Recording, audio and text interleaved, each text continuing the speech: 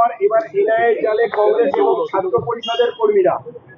যারা অভিযুক্ত তারা হবে। আপনারা রাজনৈতিক পরিচয় খুঁজছেন কেন? রাজনৈতিক পরিচয় না খোঁজাই ভালো। যারা যুক্ত ছিলেন তাদের সিসিটিভি ভিডিও ফুটেজ মিডিয়াতে মোবাইল ফোনে ঘুরে বেড়াচ্ছে, অত চিহ্নিত লোকদের সাজা। মুখ্যমন্ত্রী বলেছেন বিজেপিকে বলবো এসআইআর সর্বনাশ, এসআইআর সবচেয়ে বড় স্ক্যাম। 2024 তালিকা থেকেই আপনারা দেখে এসছেন, এসআইআর এখন কেন করতে হলো? মুখ্যমন্ত্রী বলছেন উনি ওই মৃত ভোট ছাপ্পা মারতেন তো। মৃত ফেক একটা লোক প্রথম ফেজে কোচবিহারে, দ্বিতীয় ফেজে মালদাতে, তৃতীয় ফেজে বারাসাতে, শেষ ফেজে ভবানীপুরে ভোট মারত। এগুলো বন্ধ হয়ে গেছে, ওনার কষ্ট হচ্ছে, যন্ত্রণা হচ্ছে। উনি তো কালকে আবেদন করেছেন খণ্ড বসে, জোড়া ফুলে কেউ ভোট দেবেন না। আমি পোস্টও করেছি, দেখবেন সত্যি কথা বেরিয়ে গেছে।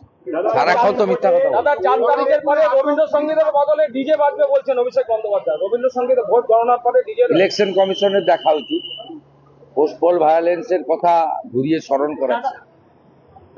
আমরা প্রস্তুত ছিলাম না, তাই ওসব ঘটেছিল। এবারে আমরা প্রস্তুত আছি। লোকসভা ভোটের পরে কিছু করতে দিইনি, আমরা আশ্বস্ত করতে পারি এবারে করতে দেব না। আমরা 21-এর পোস্টপলের ঘটনায় প্রস্তুত ছিলাম না, এখন বিজেপি সম্পূর্ণ প্রস্তুত এবং সবাই প্রস্তুত। সুপ্রিম কোর্টে কোনো কিছু একতরফা হবে না, এটুকু জেনে রাখি। मुख्यमंत्री बोल रही है अगर बीजेपी सरकार आती है तो राज्य को 3 टुकड़ों में बांट दिया जाएगा, राज्य को 3 टुकड़ों में बांटेंगे।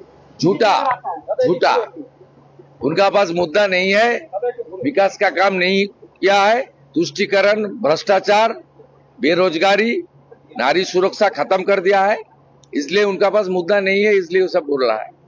कोई फायदा होने वाला नहीं है, पूछ लीजिए ना यहाँ जो है इधर उधर। 90% लोग ठीक कर लिया, इस बार कमल छाप। कह रहे भवानीपुर से उनका नाम कैंसिल करना चाहते। कोई जरूरत नहीं, हारा दूंगा मैं।